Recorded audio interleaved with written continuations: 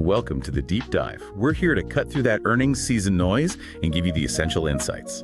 Today, it's Analog Devices, Inc., ADI. Big player in semiconductors. We're unpacking their Q3 fiscal 2025 earnings call. Yeah, and we're going to look, beyond just the headline numbers, try to understand the currents shaping ADI's performance and where they might be headed. You'll hear about some strong financial beats for sure, but also strategic shifts, especially towards AI.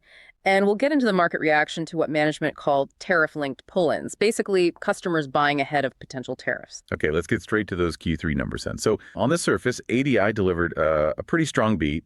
Non-GAAP EPS, $1.85, that was comfortably ahead of the $1.70 consensus. And revenue hit $2.64 billion, beating the $2.51 billion expected. Right. And those are impressive year-over-year growth numbers, too. GAAP EPS up 87%, revenue up 22%. Adjusted gross margin also looked healthy, reaching 69.5%. Yeah, really solid numbers. Definitely strong figures. They actually beat management's own high-end guidance.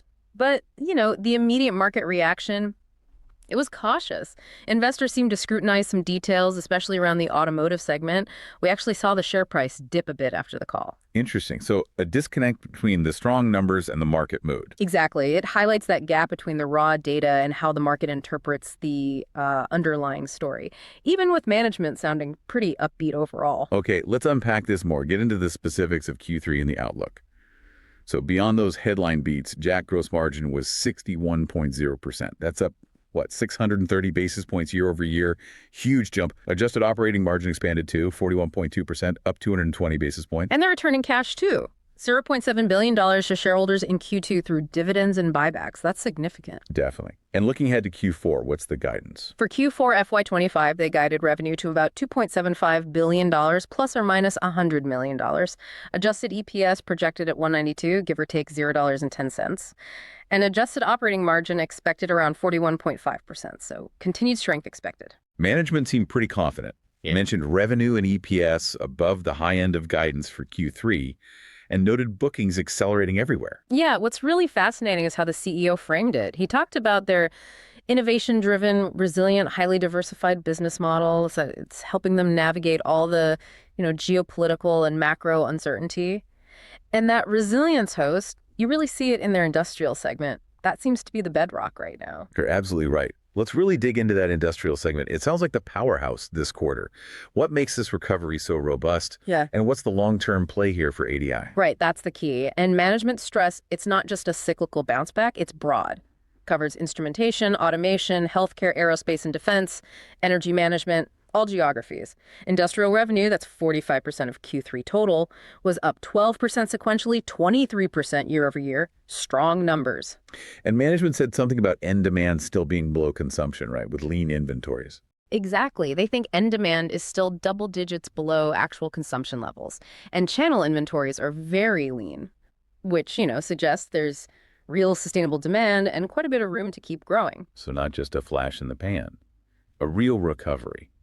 And they're projecting pretty strong growth for Q4 too, right? Yeah. Even though it's usually a slower season for industrial. Yeah. Low to mid-teens, quarter-over-quarter growth is what they guided for Q4 industrial. That's a bullish signal for a typically down quarter. And this strength, it's not just cyclical, it's structural, powered by these huge trends. Automation, labor shortages, AI adoption, it feels foundational for ADI. And this is where it gets really interesting for their future strategy. Yeah. The AI-driven intelligent edge.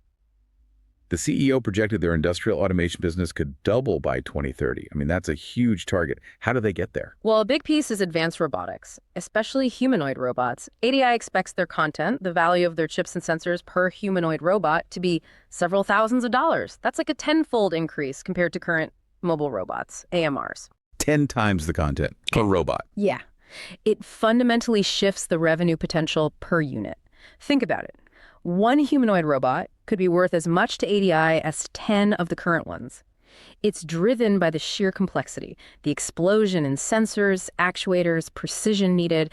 It fits their strategy of tackling those really hard innovation challenges at the edge. So they're not just selling components, they're enabling these incredibly complex systems. And they mentioned collaborating with Nvidia too on simulations and reference designs. Exactly. That partnership helps customers develop faster. It cements ADI's role. They're leveraging their deep expertise, their high-performance tech. They become essential partners. The long-term opportunity, especially with labor shortages and the economics of automation, it looks massive. Okay, so industrial is clearly a strong foundation, very positive outlook there. But let's address the elephant in the room, the thing that seemed to worry the market a bit. Let's talk automotive and those pull-ins. Right. So automotive was 30% of Q3 revenue. It was actually down 1% sequentially, but still up 22% year over year. And it was ADI's third record auto revenue year in the last four. So context matters. Okay, but the pull-ins. Management estimated a high single-digit benefit from these tariff-linked pull-ins in Q2. That was mostly North America and Europe. And then additional pull-ins happened in Q3, specifically in China. Essentially, customers bought ahead of schedule. And because of that, they expect a sequential decline in auto revenue for Q4 as things normalize. Exactly. Management's taking a bit of a more conservative view to automotive in the near term because of this normalization. And yeah, it seems like the market really latched onto that, maybe more than the industrial strength. It raises the question, though, why wasn't the industrial strength seen as a pull forward, too? Management addressed that directly. They said they haven't seen the same anomalous bookings behavior in industrial that they saw in auto linked to tariff talk. They described industrial's recovery as a fundamental cyclical upturn, not temporary acceleration. That distinction was really key for them. Industrial inventories are still lean. They're still undershipping consumption in some areas. It feels different. Got it. So a fundamental difference in the dynamics between the two big segments. Now, industrial and auto grabbed the headlines, but communications and consumer also showed growth, didn't they? They did. Good point.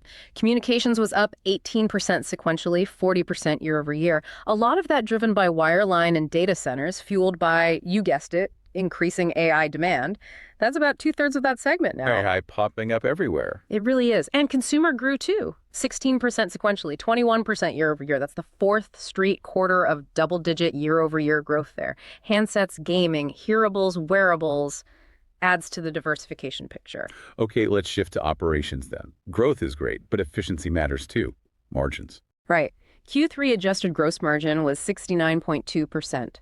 They mentioned a brief, unexpected dip in utilization at a European fab, which kept it from growing sequentially. But they said utilization is back on track. They expect to hit that 70% gross margin target again in Q4. The improving mix helps too, with industrial being their most profitable business, and pricing's holding steady. That disciplined inventory management seems key too. Days down, channel weeks lower. Absolutely critical in this industry. Keep channel inventory lean, hold a bit more on their own balance sheet, gives them flexibility. And looking ahead, they expect better operating leverage for the full year. Yeah, about 100 basis points of operating leverage for FY25 versus FY24. Better than they initially thought, mostly thanks to that gross margin expansion. And that supply issue in aerospace and defense. They called it a high-quality problem. Demand is surging, their supply limited, they're working on boosting manufacturing capacity, especially internally, to meet it. Strong signal of demand in a high-value market. Okay, last piece here. Competition in China. How's that looking? Management said China has actually been leading our recovery. Record auto results there, continued design wins.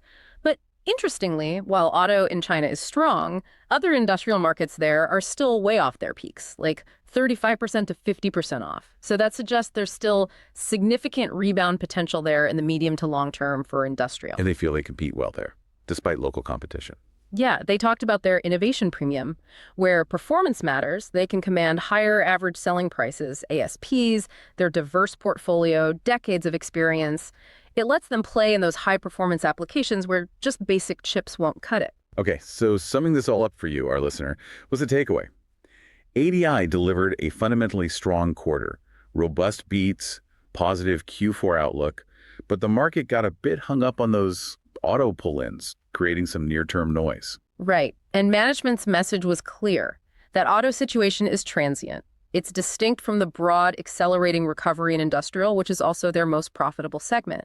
It really highlights why you need to look beyond those immediate market reactions sometimes. Absolutely. Think about ADI's strategic focus on that AI-driven intelligent edge, the huge investments in advanced robotics. Combine that with strong execution, margin expansion, disciplined capital use. Right. It paints a picture of a company positioning for multi-year growth. right? Exactly. Those structural drivers are key. Plus, you have the aerospace defense demand signal, the untapped potential in China industrial. The big question for you is whether those long-term structural growth stories, particularly AI and automation, ultimately outweigh the short-term optics around the auto market normalization. Okay, time for our favorite segment. And remember, the deep dive is informational only. This next bit is purely speculative entertainment. These are absolutely not recommendations to buy or sell anything. Seriously. Got that essential disclaimer out of the way. Okay, an outrageous but plausible trade idea for analog devices. Given how the market seemed fixated on the temporary auto pull-ins, maybe overlooking the accelerating industrial recovery and that huge aerobotics potential, how about a pairs trade? Ooh, pairs trade. Go on. The idea. Go long ADI. You're betting the market eventually wakes up to the huge structural growth in industrial automation, the AI edge. Things management sees as way bigger than the temporary auto dip. So you take a position expecting ADI to outperform long term. Okay, long ADI. What's the other side of the pair? Simultaneously, you go short a pure play, maybe more legacy automotive semiconductor supplier. Pick one that lacks ADI's diversification into high-growth industrial AI, one that's much more exposed to the auto cycle ups and downs, and specifically the unwinding of these tariff pull-ins. Ah, I see. So the thesis is ADI's diversification and innovation premium give it resilience and better growth compared to a more narrowly focused auto chip peer. Exactly. The trade aims to capture ADI's relative strength and a peer's relative weakness, kind of neutralizing some broader market swings. Pure speculation, of course. Of course, a fascinating, if outrageous, idea. And that wraps up our deep dive into Analog Devices Q3 FY25 earnings. We've seen strong financials, some near-term market complexity, but also a clear strategic positioning for big growth areas like AI, industrial automation, advanced robotics. Remember, digging into these details is crucial for making informed decisions. Keep doing your own research. Maybe think about this. What really stands out to you about ADI's industrial transformation or the long-term impact of that robotic strategy? How might those specific growth drivers reshape their value over the next few years beyond the current noise? Great questions to ponder. Thank you for tuning into the deep dive. We always appreciate you listening in. We'll be back soon with another essential earnings breakdown.